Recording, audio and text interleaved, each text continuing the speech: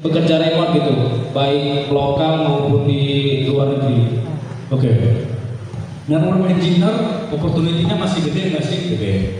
Beda sama programmer atau software engineer biasa ya. Kenapa? Karena programmer sama software engineer biasa itu masuk kerjanya nggak butuh sertifikat. Kalau network engineer kalian wajib loh sertifikat.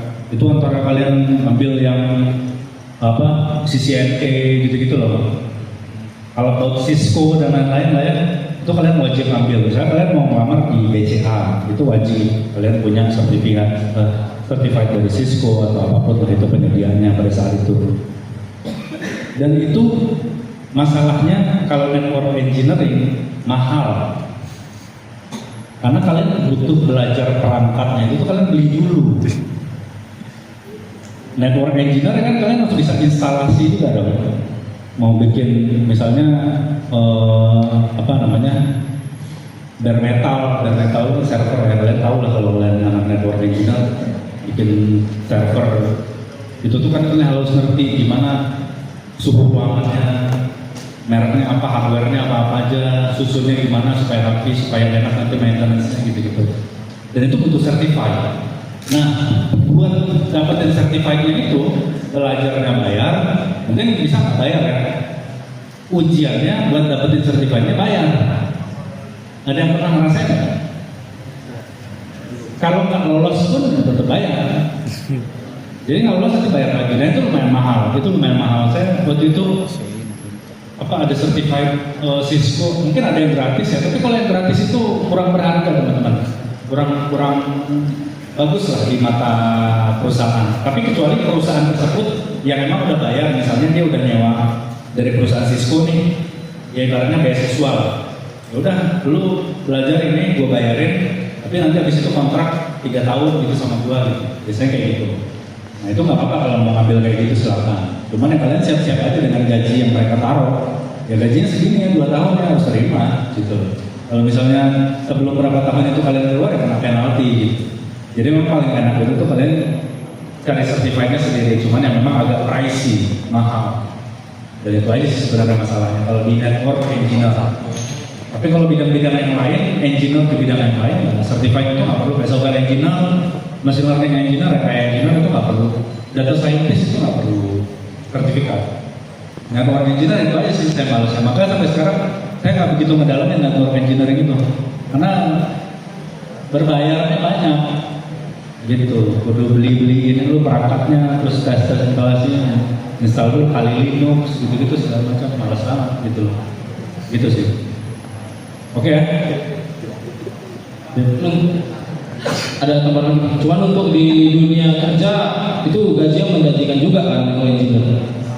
Kalau junior masih baru 7 juta kalau saya nggak salah ya. 7 juta masih baru, cuman kantor 7 juta ngatur, kalau saya nggak worth it. Di Jakarta gitu ya, wah hancur bro, naik kereta, desek-desekan, stres, pulang, segala macam, wah itu agak kurang sih. 7 juta remote oke lah, tapi nggak ada network engineer itu tuh remote. Makanya saya agak lucu, di sini jurusannya banyak network engineer, tapi minta seminarnya kerja remote gitu, nggak nyambung. Kan network engineer itu kerja offline gitu ya. Nah, izin tambahan satu lagi ya, izin lah satu lagi. Terus gini, kan kami kan teman-teman ini kan kebanyakan di IDN ini device-nya masih device spek pas-pasan gitu.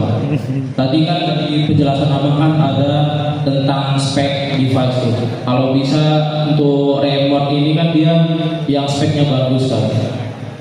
Terus strategi untuk mengatasi device terbatas itu gimana itu bang? Kerja remote ini. Soalnya kami ini kan emang modalnya ya pas-pasan karena masih mahasiswa kan. Kalau kita juga makasih. Solusinya antara dua. Kalau nggak nabung ya riba. Mantap. Iya antara dua itu dong. Bener, jangan riba, bener nggak? Ya, saya aja nyesel riba. Ya gitu. Ya nggak ngerti, mungkin ada riba yang syariah nggak? Saya kurang tahu. Nggak ada. Nah ya itu dia masalahnya. Atau mungkin tuh pakai koperasi bisa. Atau main apa namanya itu? Sih? Arisan. Nggak arisan. Boleh tuh arisan tuh. Ya gitu sih paling, jadi nggak ada solusinya. Nggak ada, karena kalau kalian pakai virtual device pun ya bisa nggak bisa juga, karena memang kayak tim viewer atau tim viewer kan, itu kan agak-agak melek bro, susah itu, nggak bisa juga. Jadi aneh aja kalian udah geser ke mana, kursornya masih di atas gitu misalnya, jadi agak susah gitu. Ini tetap device bagus itu, tapi apa ya, nyewa ini bisa, nyewa ada kok nyewa minggu. Lumayan, saya nggak tahu juga sih apa. Ya kalau misalnya penghasilannya sesuai, itu oke. Misalnya penghasilannya sewa MacBook sehari, sewa iPhone aja ada loh. Itu nggak kontennya?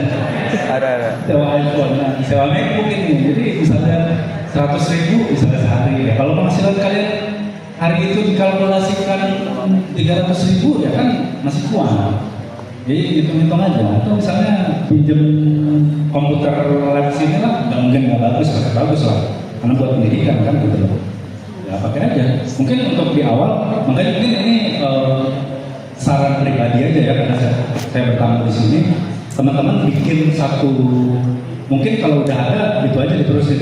Satu agensi sendiri, agensi itu kayak software house yang isinya ya antara kalian aja mahasiswa gitu lah, atau nanti dibimbing sama dosen gitu, buat ibaratnya nge-broadcast jasa kalian atau servis kalian itu ke internet. Jadi ya yang diperdayakan ya teman-teman kampus juga, nanti kan kalau dapat duit ya pelan-pelan nanti beli MacBook, dibanyakin lah MacBooknya gitu. Jadi usaha intra dari kampus ini. Udah Ya, terima kasih Bapak, makasih banyak. oke, sama-sama. Mantap, Bang. Bismillah, perkenalkan nama saya